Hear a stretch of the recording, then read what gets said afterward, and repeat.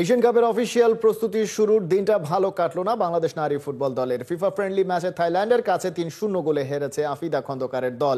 র্যাঙ্কিংয়ে ৫১ ধাপ এগিয়ে থাকা থাইল্যান্ডের বিপক্ষে জয়ের স্বপ্ন নিয়েই নেমেছিল মেয়েরা, কিন্তু ম্যাচে নিজেদের প্রথম আক্রমণেই গোল পায় থাইল্যান্ড। প্রথমার্ধে ১-০ গোলে পিছিয়ে থেকে টানেলে ফেরে দুই দল। দ্বিতীয়ার্ধে ঘুরে দাঁড়ানোর মিশনে নামে মেয়েরা খায় আরও ২ গোল। মনিকা চাকমার দূরপাল্লা শট বারে লেগে ফিরে আসে। ৮৯ মিনিটে শামসুন নাহারের হেড যায় বারের অন্য সামান্য উপর দিয়ে। তাই শেষ পর্যন্ত ৩-০ গোলে হারই বরণ করতে হয় বাংলাদেশকে। জয়ের স্বপ্ন ভঙ্গ হওয়ার পরে বোমা ফাটিয়েছেন কোচ পিটার বাটলার। মেয়েদের দিকে তুলেছেন অভিযোগের আঙুল। I think a few girls came with the wrong attitude, and I won't tolerate sloppiness.